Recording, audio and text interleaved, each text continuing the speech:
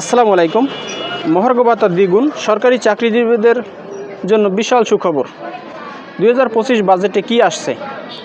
দ্রব্যমূল্যের ভয়াবহ ঊর্ধ্বগতি, বাজারে আগুন, অথচ সাধারণ মানুষের কষ্টের কথা মাথায় রেখে মহার্ঘ ভাতা দ্বিগুণ করার চিন্তা করছে সরকার।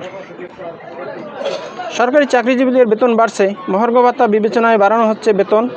এরই মধ্যে কাজ শুরু করে দিয়েছে অর্থ মন্ত্রণালয়। আগামী বাজেটে থাকছে এ সংক্রান্ত ঘোষণা।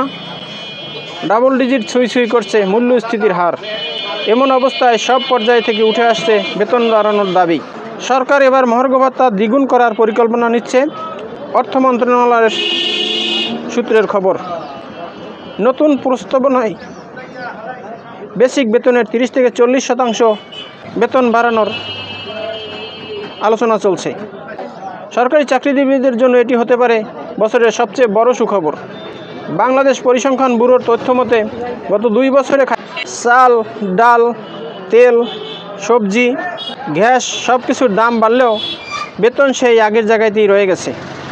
আগামী বাজেটে যদি 40% হারে ভাতা নির্ধারণ হয়, তাহলে যাদের বেতন এখন 25,000 টাকা, তাদের বেতন হয়ে দাঁড়াবে 35,000 টাকা। এটা বিশাল একটা পরিবর্তন। সরকারের অভ্যন্তরীণ পরিকল্পনা চূড়ান্ত। জুন 2025-এর বাজেটে আসার সম্ভাবনা অনেক বেশি। কাদের জন্য এই পরিবর্তন? মোট প্রায় 22 লাখ সরকারি চাকরিজীবীরা সরাসরি উপকৃত হবেন এবং পরোক্ষভাবে 80 থেকে 90 লাখ মানুষের উপর কীভাবে ভাতা নির্ধারণ হবে, রূপায়ণ কবে আর করণীয় কী হবে? 2025 সালের জুলাই থেকেই নতুন ভাতা কার্যকর হওয়ার সম্ভাবনা অনেক বেশি। কমেন্টে লিখুন আপনি কেমন পরিবর্তন আশা করছেন এবং চ্যানেলটি সাবস্ক্রাইব করুন। আমরা আছি আপনার সাথে সবসময় আপডেট ভিডিও নিয়ে হাজির হব আপনাদের কাছে। তো ভালো থাকুন, আবার কথা হবে নতুন কোনো ভিডিওতে। খোদা হাফেজ, আসসালামু আলাইকুম।